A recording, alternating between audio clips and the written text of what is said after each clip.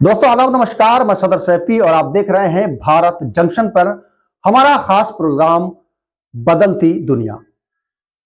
दोस्तों आज हम बात करेंगे इस खास प्रोग्राम में ऐसे राजनेता की जिसने देश की सबसे बड़ी पार्टी को खड़ा किया और आज उनका वजूद, उनका जज्बा पूरी तरह से खत्म है। जी हाँ, हम बात करते हैं भारतीय जनता पार्टी के जन्मदाता लाल कृष्ण आडवाणी की।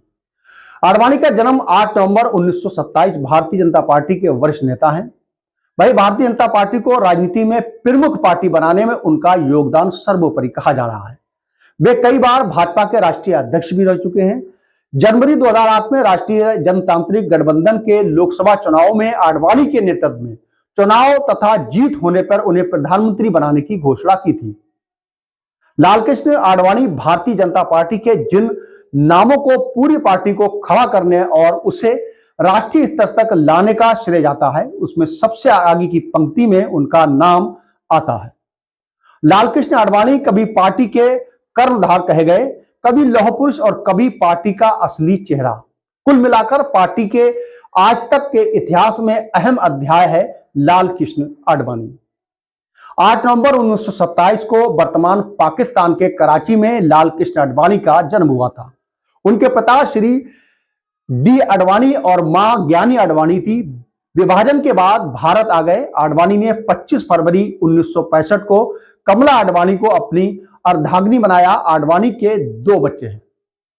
लालकृष्ण आडवाणी की शुरुआती शिक्षा लाहौर में हुई। बाद में भारत आकर उन्होंने मुंबई के गवर्नमेंट लॉ कॉलेज में लॉ में स्नातक किया। आज वे भारतीय राजनीति में एक बड़ा नाम है।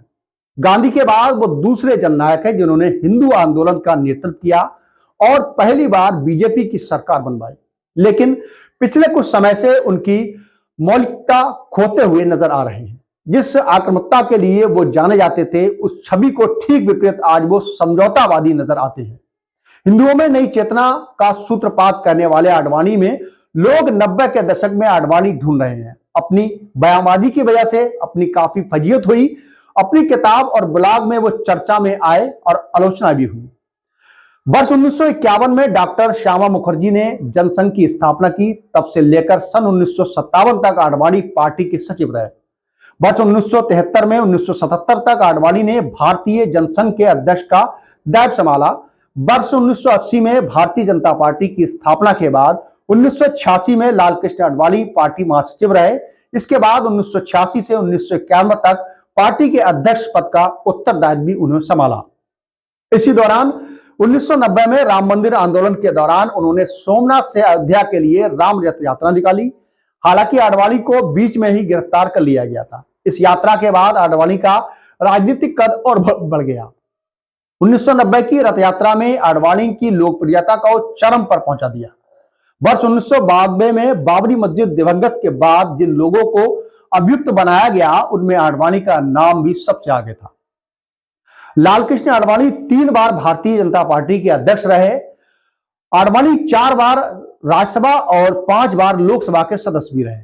वर्ष 1977 से 1989 तक पहली बार केंद्रीय सरकार में कैबिनेट मंत्री की हैसियत से लालकृष्ण आडवाणी के दायित्व संभाला और आडवाणी इस दौरान सूचना मंत्री भी रहे थे।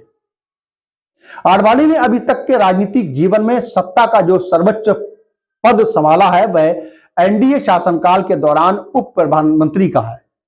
लालकृष्ण आडवाणी वर्ष 1999 एनडीए की सरकार बनने के बाद अटल बिहारी के नेतृत्व में केंद्रीय गृह मंत्री बने और फिर इसी सरकार में उन्हें 29 जून 2002 को उप प्रधानमंत्री का पद का दायित्व भी सौंपा गया था। भारतीय संसद में एक अच्छे संसद के रूप में आडवाणी की भूमिका लिए कभी सराहे गए, कभी पुरस्कार भी, और पुरस्कार से उनको सम्मानित भी किया गया था। सन 1990 में जब देश विकट परिस्थितियों में जूझ रहा था, जातिवादी तत्व एक तरफ हमारी एकता और अखंडता को तार तार करने तले हुए थे, दूसरी तरफ धर्मनिरपेक्षता के पैरोकार धर्म के आधार पर देश को बांटना चाहते थे। इस दौरान लालकृष्ण आडवाणी आगे आए और इन विरोधी ताकतों को करारा जवाब दिया। उनके आंदोलन ने राष्ट्रवाद की दबी कुचली भावनाओं को जगा दिया, बल्कि हमारे देश के उच्च नैतिक आदर्शों को पुनः प्रतिष्ठित भी किया। वर्षों में पहली बार एक परंपरागत हमारे देश में जनमानस के विचारों के सामने लाने का वाहक बनी। आडवाणी ने अपनी रथ यात्रा पर ऐसे दौर में शुरू की जब लोग दिल्ली में बैठे अपनी सत्ता को जाति और धर्म के बंटवारे में मजबूत कर रहे थे। भारतीय जनता पार्टी रथ यात्रा के जरिए अपने संदेश जन जन तक ले गई। ये एक ऐसा यात्रा थी जो भारत के चमकदार समुद्र तट से शुरू होकर हिमालय की ऊंचाइयों तक थी। ये इर्द गिर्द पत्थर जोड़कर एक मंदिर बनाने की यात्रा भर नहीं थी। ये राष्ट्र की भावनाओं को, अपने पूज्य को उनका सही स्थान दिलाने की यात्रा थी। सर्वावस्था से परे राष्ट्रवाद की भावनाओं को इस यात्रा में जगा दिया। वे जनमानस की भावनाओं को एक शक्तिशाली अस्त्र के रूप में यज्ञ था, जिसने भारत की सांस्कृतिक एकता को फिर से राष्ट्र विरोधी शक्तियों के मुकाबले में ला खड़ा किया। जब देश फिरंगी शासन की बेड़ियों के उतार फेंकने में अपने स्वर्ण जयंती मना रहा था, तब आडवाणी ने एक और यात्रा की सोची। यह राष्ट्रवाद का उत्सव था जिसका प्रसार देश में विशाल भूभाग होगा। जो अपने भारतीय लोगों में 15 अगस्त 1947 को देखे थे,